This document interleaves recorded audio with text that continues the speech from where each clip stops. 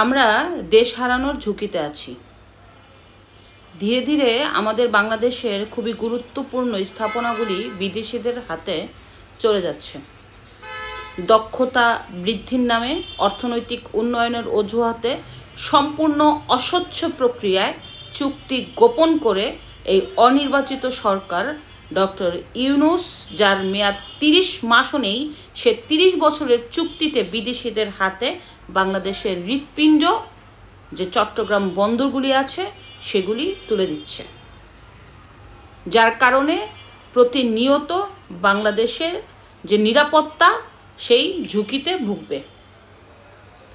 আপনারা একটু চিন্তা করে দেখেন এই সরকার কতটা চালাক এবং ধান্দাবাজ, যে সরকারি ছুটির দিন মানে 7ই নভেম্বর এবং 8ই নভেম্বর বিশেষ ঘোষণা দিয়ে কিছু সরকারি কর্মকর্তা উপস্থিত রেখে ছুটির দিনে চট্টগ্রামের বন্দরের যে চুক্তির দলিল ঠিক করে। শুধু তাই না, মাত্র 13 দিনের মধ্যে খুব গোপনীয়ভাবে চুক্তি গোপন করে কোনো রাজনৈতিক দলের সঙ্গে মত বিনিময় করা ছাড়া, কোনো চট্টগ্রামের বন্দরের যে এক্সপার্ট আছে তাদের সাথে মত বিনিময় করা ছাড়া সম্পূর্ণ গোপনভাবে তারা 17ই নভেম্বর এই চুক্তি বিদেশিদের সাথে সম্পূর্ণ করে এবং খুব কৌশলগতভাবে এই চুক্তি যাতে সাধারণ মানুষের নজরের বাহিরে থাকে, এর জন্য সাবেক প্রধানমন্ত্রী শেখ হাসিনার রায়ের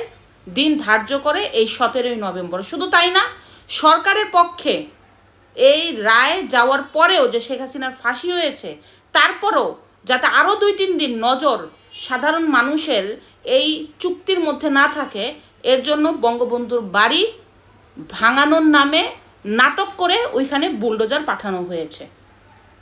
আবার চিন্তা করেন, চুরের কয় চুরি কর, গৃহস্থলের কর সজাগ থাক। এই অবস্থান করে এই সরকার যেসব নামধারী রাজনৈতিক ছত্রছায়ায় কিছু সন্ত্রাস বাহিনী ছাত্র জনতার নাম দিয়ে বঙ্গবন্ধুর বাড়ির সামনে গিয়েছে তাদেরকে আটকানোর জন্য, আবার পুলিশদেরকে বলেছে তাদেরকে ঠেকাও, যাতে কোনো অবস্থাতেই এই যে বন্দরগুলি বিদেশিদের হাতে 30 বছরের মেয়াদে তুলে দিল, এই চুক্তি যাতে সাধারণ মানুষের নজরে না পড়ে। এই হচ্ছে ডক্টর ইউনূসের কৌশল। আরও জানলে অবাক হবেন যে আগামী ডিসেম্বরে চট্টগ্রামের অন্যতম যে বন্দর আপনার নিউ মুরিং টার্মিনাল, সেটাও তুলে দেওয়া হচ্ছে। এই যে নিউ মুরিং যে টার্মিনাল চট্টগ্রামের বন্দর, এটা কিন্তু বাংলাদেশের খুবই গুরুত্বপূর্ণ স্থাপনা, যার সাথে বাংলাদেশের যে রাষ্ট্রীয় নিরাপত্তা জড়িত এবং জাতীয় নিরাপত্তা জড়িত। এই যে বন্দরগুলি বিদেশিদের হাতে তুলে দেওয়া হচ্ছে জাহাজের মাধ্যমে, এই টার্মিনালে যে অবৈধ কিছু ঢুকবে না এর গ্যারান্টি কি? অস্ত্র বলেন, মাদক বলেন, যে কোনো অবৈধ কিছু। কারণ আপনারা সবাই জানেন যে বাংলাদেশের যে বঙ্গোপসাগর এবং সেন্ট মার্টিন বিদেশি শক্তির মূল আগ্রহের কেন্দ্রবিন্দু। ভূ রাজনীতির দিক থেকে এই যে বঙ্গোপসাগরটা যে যুদ্ধের জন্য পারফেক্ট প্লেস, যার কারণে যে বিদেশি শক্তির খুবই নজর কেড়েছে আমাদের বঙ্গোপসাগর এবং সেন্ট মার্টিন। ধীরে ধীরে ওই যে যৌথ মহড়ার নামে, বিমান বাহিনীর যৌথ মহড়ার নামে আপনার আমেরিকান সেনারা বাংলাদেশে আসতেই আছে। এর আগে যতবার আমেরিকান সেনারা যৌথ মহড়ার জন্য বাংলাদেশে এসেছে, প্রত্যেকবারই কিন্তু যাত্রীবাহী বিমানে এসেছে। সর্বোচ্চ পাশের ঘাঁটি থেকে, মানে যুদ্ধের কোনো ঘাঁটি থেকে একটা সশস্ত্র বিমানে এসেছে, কিন্তু একবারও কি সাধারণ মানুষের চোখে নজরে পড়ল না কেন পরিবহন বিমান মানে যুদ্ধ বিমানে করে প্রায় 150-200 জন মার্কিন সেনারা বাংলাদেশে আসলো? যেই মার্কিন মানে আমেরিকা নিজেদের স্বার্থ ছাড়া এক পা সামনে যায় না, সেই মার্কিন সেনাদের কেন যুদ্ধ বিমানে বাংলাদেশে পাঠানো হলো সেটাই কিন্তু সবাই বুঝে ফেলেছে। শুধু তাই না, আপনার এই সরকার ক্ষমতার বসার সাথে সাথে সেন্ট মার্টিনকে বন্ধ করে দিয়েছে পরিবেশ রক্ষার অজুহাতে, অথচ সিলেটের একের পর এক পাথর চুরি হয়ে যাচ্ছে, পরিবেশ ভারসাম্যতা নষ্ট হচ্ছে, এখানে সরকারের মাথা ব্যথা নাই, কিন্তু সেন্ট মার্টিন নিয়ে সরকারের মাথা ব্যথা। মূল বাস্তব কথা হচ্ছে বঙ্গোপসাগরে সামনে আমেরিকা এবং বিদেশি শক্তির যে ভূ রাজনীতির জন্য একটা যুদ্ধের ঘাঁটি বসাতে চাচ্ছে, এই ঘাঁটির জন্যই পূর্ব পরিকল্পিত ভাবে এই বন্দরগুলি বিদেশিদের হাতে তুলে দেওয়া হচ্ছে। এই ডক্টর ইউনূসকে বাংলাদেশের ক্ষমতায় বসানো হয়েছে যেহেতু সে আন্তর্জাতিক মানের একজন লোক।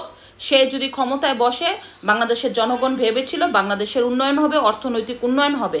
কিন্তু দুঃখের বিষয়, এই ইউনূস যখন থেকে ক্ষমতায় বসলো তখন থেকে বাংলাদেশিদের ধীরে ধীরে পতন হওয়া শুরু হচ্ছে।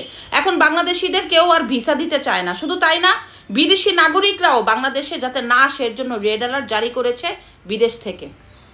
এবং ধীরে ধীরে বিদেশি বিনিয়োগ বন্ধ হয়ে যাচ্ছে, বেকারত্ব বাড়ছে, কর্মসংস্থান কমে যাচ্ছে, গার্মেন্টসগুলি বন্ধ হয়ে যাচ্ছে এবং সেই বেকাররা তাদের জীবিকা নির্বাহের জন্য সন্ত্রাসী কর্মকাণ্ড লিপ্ত হয়ে যাচ্ছে। পেপার খুললেই দেখবেন হত্যা, ধর্ষণ, ছিনতাই, অগ্নিসংযোগ, অন্যের বাড়ি লুট করা, দখল করা, চাঁদাবাজি করা, এক জঙ্গি রাজ্যের দিকে চলে যাচ্ছে আমাদের এই প্রিয় মাতৃভূমি, যা কোনো অবস্থাতেই থামানো সম্ভব হচ্ছে না। এই ডক্টর ইউনূস সম্পূর্ণ আমেরিকায় থাকতো। সে বাংলাদেশে ব্যবসা করে, সুদের ব্যবসা করে টাকা নিয়ে নিজের আখের গুছিয়েছে। এবং এই ডক্টর ইউনূসের যে উপদেষ্টা পরিষদে আছে তার ম্যাক্সিমামই ডুয়েল সিটিজেন। তারা বাংলাদেশে এসেছে, বাংলাদেশকে নষ্ট করছে, বাংলাদেশের টাকা খাচ্ছে, এরা বিদেশে পালায় যাবে এবং ডক্টর ইউনূস সহ তাকে ধরা সম্ভব হবে না। আপনারা ওই যে আলী রিয়াজরে তো দেখেছেন, জাতীয় ঐক্যমত্য কমিশনের যে সহসভাপতি ছিল, এখন শত শত কোটি টাকা এই জাতীয় ঐক্যমত্যের নামে খেয়ে দিয়ে বিদেশে চলে গেছে।